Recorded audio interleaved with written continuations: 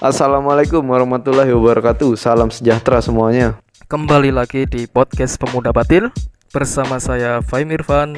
Dan saya Reza Prismadana. Jadi topik kita kali ini bakal bahas tentang tidur dan pengaruhnya terhadap mental. Waduh, menarik ini. Saya suka tidur. Waduh. Tidur mania mantap ya. Tidur tuh kayak nge-cheat, Pak. Malam tidur kan tiba-tiba udah pagi. Siang tidur tiba-tiba udah sore. Bangun tidur lagi. Nah, jadi akhir-akhir ini rame tuh di media sosial tuh orang-orang tuh entah akhir-akhir ini atau dari dulu gitu. Cuman saya baru perhatiin akhir-akhir ini kayak orang di media sosial tuh sering mengklaim dirinya kayak saya insomnia nih, gimana ya kira-kira ada tips nggak, bla gitu.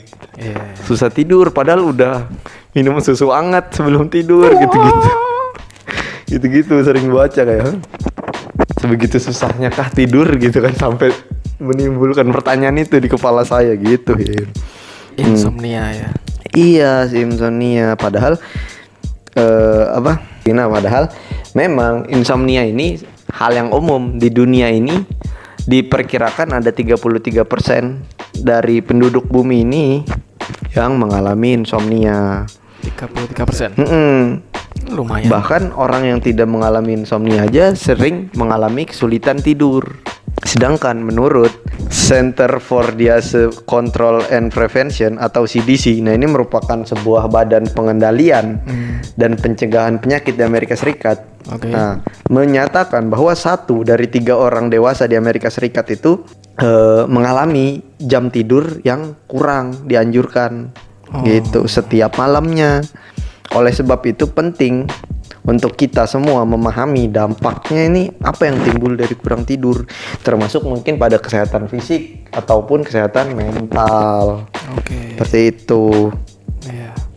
Nah, hubungan antara tidur dan kesehatan mental tentu bukan rahasia lagi gitu kan. Bahwa tidur ini punya peran yang sangat vital bagi kesehatan kita gitu. Kurang tidur ini bisa membuat kita misal ya merasa pertama mudah tersinggung, gampang lelah, sulit berkonsentrasi, punya gangguan janin, kanker gitu. Rokok dong. Oh, itu rokok ya. Kemudian ini juga dampak kesehatan serius yang lain gitu kan, mungkin kayak jantung, diabetes, depresi, bla bla gitu. Nah, penelitian menunjukkan bahwa hubungan antara tidur dan kesehatan mental ini sangat kompleks. Dengan kata lain, permasalahan tidur ini dapat menyebabkan perubahan kesehatan mental ataupun sebaliknya, kesehatan mental yang memperburuk masalah dengan tidur. Jadi semacam lingkaran setan lah ya. Kalau orang nggak bisa tidur tuh menumbuhkan permasalahan mental gitu. Sedangkan sebaliknya orang yang sudah punya permasalahan mental, itu bisa mengganggu tidur. Ternyata. Ya, jadi beberapa keadaan kesehatan mental yang bisa mempengaruhi tidur ya. Yoi. Itu yang pertama adalah stres. Ya, umum lah stres ini. Perubahan suasana hati termasuk meningkatnya iritabilitas dan kemarahan. Iya. Bisa membuat kita menjadi lebih sulit untuk tidur. Stres harian ya dapat berubah menjadi sumber frustasi utama yang mempengaruhi seperti kita merasa lelah, mudah marah, frustasi dengan gangguan sehari-hari lah. Nah, tidur yang buruk seperti kata Reza tadi menjadi kayak lingkaran setan. Tidur yang buruk atau kualitas tidur yang buruk itu bisa jadi berubah menjadi sumber stres juga. Kemudian yang kedua ada depresi. Waduh. Lumayan nih depresi ya. Iya. Insomnia dan masalah tidur lainnya dapat menjadi gejala-gejala dari depresi. Salah satu analisis dari 21 studi yang berbeda menemukan bahwa orang yang mengalami insomnia memiliki risiko 2 kali lipat mengalami depresi dibandingkan mereka yang tidak memiliki masalah tidur. Iya. Kemudian apakah membantu orang yang meningkatkan kualitas tidur mereka itu dapat mengurangi kemungkinan mereka mengalami depresi? Nah, para peneliti berpendapat bahwa mengatasi insomnia sejak dini mungkin merupakan tindakan pencegahan yang efektif untuk membantu mengurangi resiko depresi. Meskipun ya memang diperlukan lebih banyak studi tentang kemungkinan ini gitu. Oke. Mengobati insomnia jelas merupakan cara penting untuk membantu meningkatkan kesehatan psikologis, dan kemungkinan bahwa perawatan seperti itu juga dapat menjadi alat yang efektif untuk mencegah atau bahkan mengobati masalah kesehatan mental. Kemudian ada anxiety, kecemasan ya. kecemasan. Stres, depresi, Iya. kecemasan. Ya. Berikutnya. Ya, seperti banyak kondisi psikologis lainnya, hubungan antara tidur dan kecemasannya berjalan secara dua arah. Waduh. Orang dengan kecemasan cenderung mengalami lebih banyak gangguan tidur, dan juga sebaliknya, mengalami kurang tidur juga dapat berkontribusi gitu pada perasaan cemas. Nah, selain itu, masalah tidur tampaknya juga menjadi faktor risiko untuk memunculkan gejala kecemasan. Karena itu kurang tidur juga dapat membuat gangguan kecemasan jauh lebih buruk ya. Kurang tidur dapat membuat Anda merasa cemas, gelisah, atau bingung. Kemudian ada gangguan bipolar. Gangguan tidur sangat umum di antara orang-orang dengan gangguan bipolar. Oke. Jadi orang yang bipolar seringnya gangguan tidur. Gangguan tidur gitu ya orang-orang dengan bipolar ya. Gejalanya termasuk insomnia, siklus tidur bangun yang tidak teratur. Waduh, Anda banget ini tidak. Itu karena aku ini sensitif telinganya. Dikit langsung bangun gitu. Ngerampok nih gitu ya. Nah, itu kan was-was gitu. Bipolar. Oke. Gangguan bipolar ini ditandai oleh periode-periode depresi dan peningkatan mood yang berganti-ganti. Kurang tidur juga dapat menyebabkan gejala mania atau hipomania. Oke, yang belum tahu mania itu ya apa ya? Kondisi gangguan suasana hati yang membuat seseorang itu merasa bersemangat secara fisik dan mental. Kayak tiba-tiba senang gitu. Nah, sedangkan hipomania itu versi mildnya dari mania. Hampir sama kayak mania, tapi intensitas gejalanya tidak separah mania. Tidak se-happy si mania gitu ya. Hipomania. Benar. Hipomania, oke. Kemudian ada ADHD. Wah, ini ADHD. ADHD gitu. Apa sih panjangannya ADHD? ADHD adalah Attention Deficit Hyperactivity Disorder. Waduh. Adalah kondisi kejiwaan yang umum mempengaruhi sebanyak 5,3% anak-anak antara usia 6 dan 17 tahun. Sampai dengan 17 tahun artinya ya. ADHD dikaitkan dengan masalah tidur, dan penelitian juga menunjukkan bahwa gangguan tidur dapat menjadi prediktor atau bahkan menyumbang gejala kondisi ini. Studi juga telah menemukan bahwa antara 25% dan 55% anak-anak yang menderita ADHD juga mengalami gangguan tidur.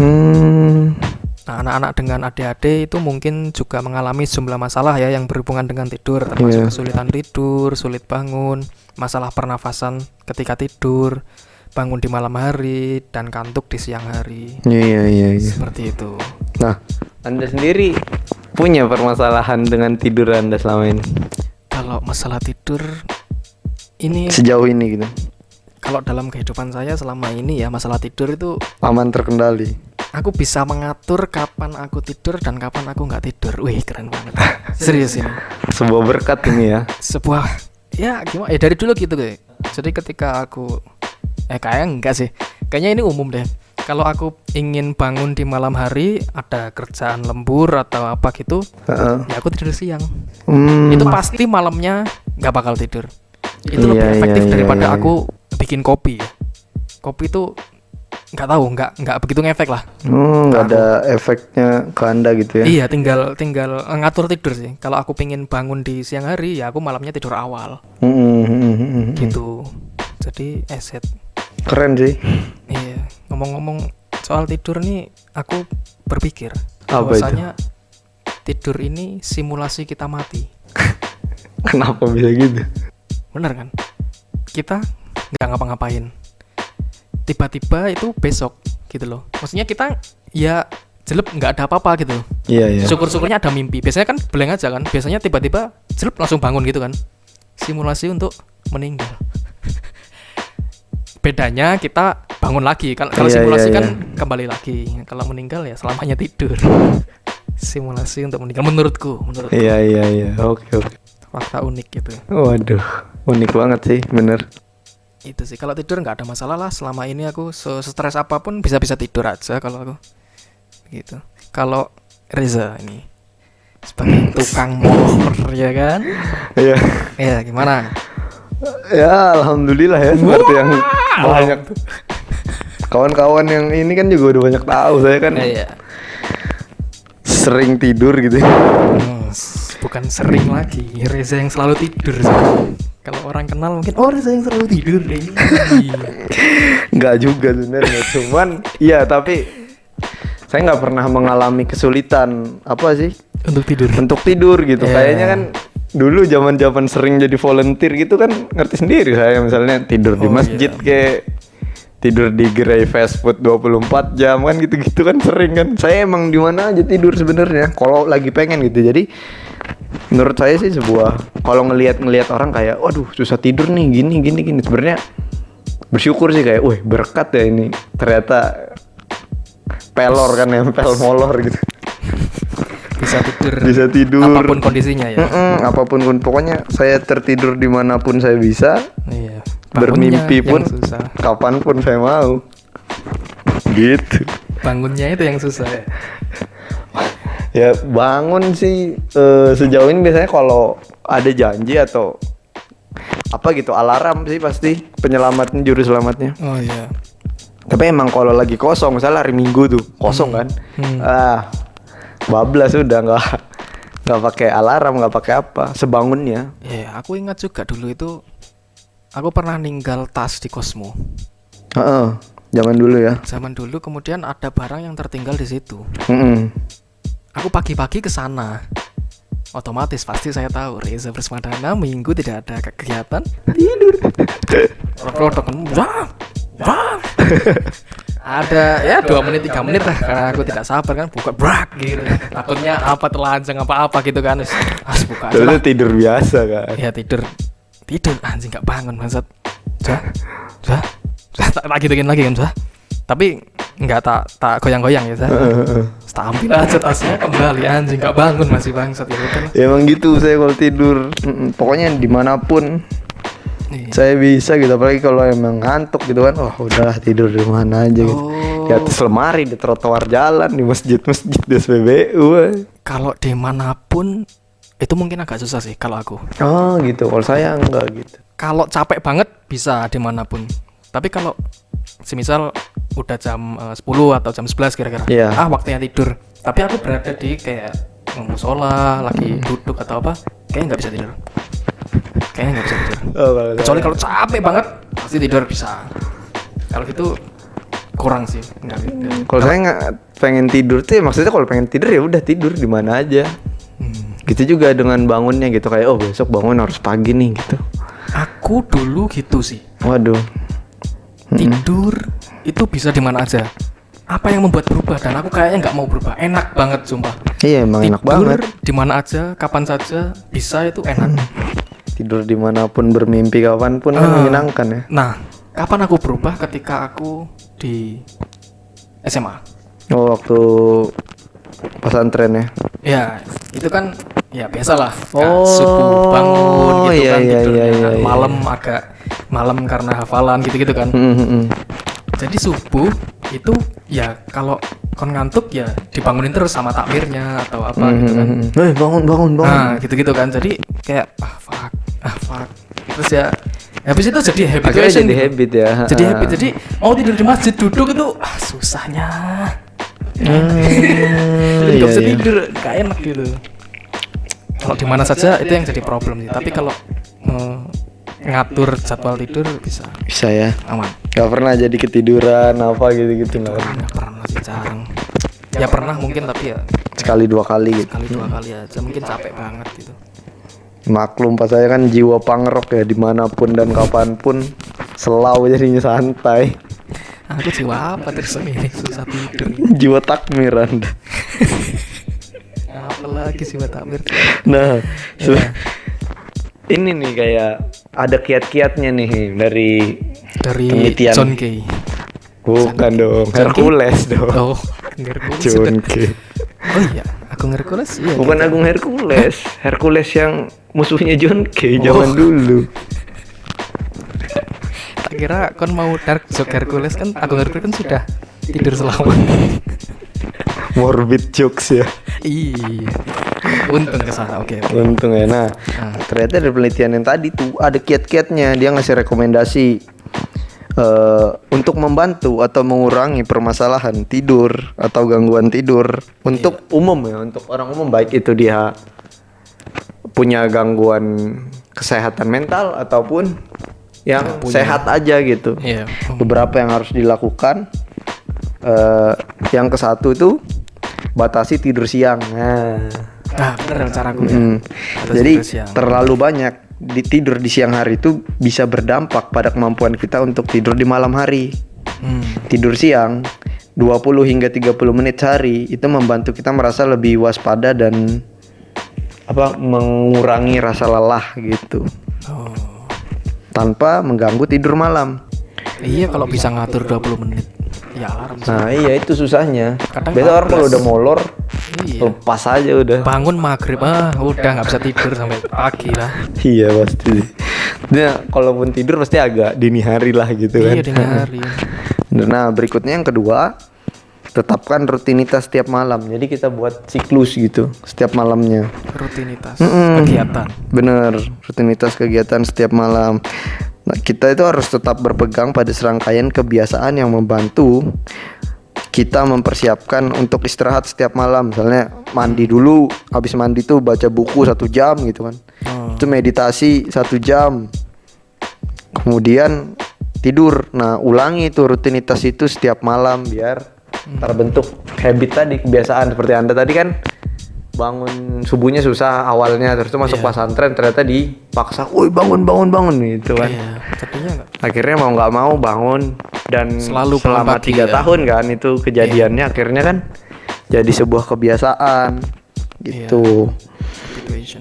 Berikutnya itu hindari kafein atau yang namanya kopi ya. Apa rokok ini? Nikotin. Hindari yang namanya kafein atau nikotin gitu. Menjelang waktu tidur. Karena mengkonsumsi kopi, soda atau produk-produk kafein lain ataupun rokok. Soda. Rokok kan ada nikotinnya gitu. Nah, itu bisa membuat kita menjadi lebih sulit tidur pada malam hari. Soda. Jadi semisal pengen minum soda nih, Coca-Cola misalnya. Nah, itu beberapa waktu sebelum tidur itu jangan, misalnya 1 jam sebelum tidur, 2 jam sebelum tidur itu jangan, karena pasti akan membuat tidurnya jadi sulit. Seperti itu. Dan yang terakhir, nah ini kebanyakan juga nih, matikan perangkat kita, device, handphone, laptop ataupun lain sebagainya gitu. Apalagi kalau udah scroll YouTube gitu. Seret. 7 fakta menarik, udah yang tadinya jam 11 ngelihat gitu tiba-tiba 1:30 nih, tiba-tiba 1:30 udah 01:30 gitu. Iya, kena itu udah. Nah, jadi bermain ponsel, menonton televisi sebelum tidur tuh membuat kita lebih sulit untuk rileks. Nah, coba tetapkan batas-batas kita itu kapan sih, jam berapa kita mau berhenti menggunakan media sosial atau televisi. Tapi ini kembali ke orang nggak sih kan? Anda ngerti ya, saya kalau tidur televisi nyala kan? Televisi nyala. Ya, sebagai teman aja. Sebagai teman ya, gitu kan. Biar ada yang gitu. Ini. Ya kan ada juga yang pakai musik juga biar rame gitu. Nah, dan biasanya orang yang main handphone sebelum tidur tuh kalau udah mulai ngantuk-ngantuk tuh handphonenya ketimpa muka gitu. Ya, posisinya di atas gitu. Iya, posisinya di atas, akhirnya ketimpa. Aduh. Harusnya nyamping gitu. Iya, bener. Umum banget itu.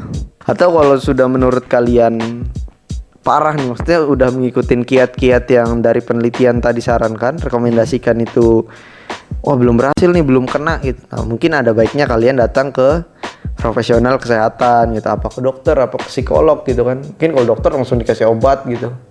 Atau ke psikolog kan ada cognitive behavior therapy dan lain-lain gitu kan.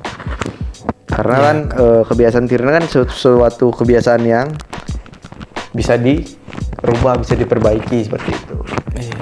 Kalau orang yang tidak mampu membayar psikolog bagaimana? Ikutin kiat-kiat dulu. Kalau sudah mengikuti kiat-kiat, ada. Nah. Enggak, tapi sebenarnya saya tuh dulu sempat sih ada kalanya enggak, pokoknya waktu itu sempat kayak beberapa waktu gitu. Seminggu apa gitu Kak, agak sulit tidur gitu kan. Wah, ini kenapa nih tiba-tiba, entah ya, saya juga nggak ngerti gitu. Kemudian Akhirnya coli. pengen ke dokter, males kan, kayak aduh nggak ada duit nih pengen ke dokter gitu kan kayak. Waktu itu ada temen yang kuliah kedokteran. Oh iya. Saat itu nanya sama dia apa, nah, terus tuh dikasih rekomendasi kayak katanya dia minum tuh Vic ZzzQuil gitu, ampuh gitu. Saya beli, ternyata emang ampuh. Ambo ya. Tapi maksudnya nggak terus-terusan karena takutnya adiksi kan. Akhirnya cuman kayak 3 hari apa gitu minum itu, langsung bisa tidur awal gitu. iya, enggak, selama 3 hari minum itu biar tidurnya normal. Biar akhirnya besok-besoknya kan udah jadi normal tuh, ya udah. Atau kalau yang agak murahnya lelap, mungkin ya, lelap ya. Ngerti nggak lelap ya? Iya, tahu. Itu Pak. Kalau aku nggak bisa tidur gitu ini sih makan sih. Makan. Kalau kita kenyang itu pulas tidurnya kalau aku. Oh. Siapa tahu ada teman-teman yang anu. Iya. Kalau lapar tuh memang susah tidur. Makanya minum susu biar kenyang. Biar rileks kan. Biar Maksudnya relax, biar ya rileks kan? pasti. Iya, Makanya anget kan, Perut panas. kosong tuh nggak enak banget kalau tidur. Tapi mending perut kosong sih daripada otak kosong. Nah, itu pasti kalau itu Itu lebih gawat loh. lebih gawat. Jangka panjang. Ya, intinya kurangnya tidur ini mungkin sering merupakan gejala atau konsekuensi dari kondisi psikologis yang kita punya ya. Tetapi masalah tidur juga dianggap menyebabkan atau berkontribusi terhadap timbulnya gangguan mental yang berbeda, termasuk depresi dan kecemasan dan lain-lain tadi. Untuk alasan ini, mengatasi masalah tidur lebih cepat itu sangat penting untuk membantu melindungi kesehatan dan kesejahteraan kita secara keseluruhan. Nah, Jadi kita stres, misal kalau kita stres ya sulit tidur, kalau kita sulit tidur ya bikin stres. ya lingkaran setan. Lingkaran tadi. setan harus Bener. Ini orang yang punya permasalahan dengan kesehatan mentalnya susah tidur dan sebaliknya. Orang yang susah tidur itu menimbulkan permasalahan kesehatan mental. Benar, gitu ya. jadi saling ini harus segera ditangani ya. Tangani ya pokoknya coba dulu kiat-kiatnya tadi, kayak kan batasi tidur siang. Habis itu buat rutinitas kegiatan setiap malam. Hindari kafein dan nikotin sebelum tidur gitu kan. Habis itu matikan perangkat gitu. Nah, kalau itu udah dicoba ternyata juga masih belum ada impactnya, ya udah. Ini jadi penjaga warnet aja cocok. Malam bangun kan, siang tidur gitu kan. Lumayan cuan ya. Lumayan.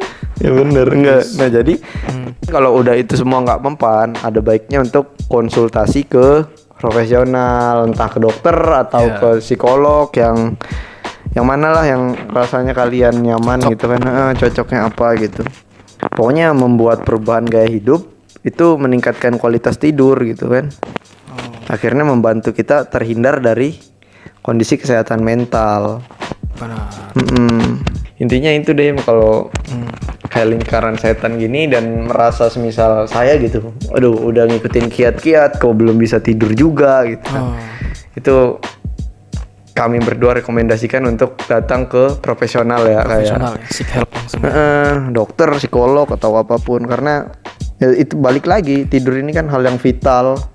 Iya, berpengaruh terhadap segala kondisi, baik itu secara psikis ataupun fisik.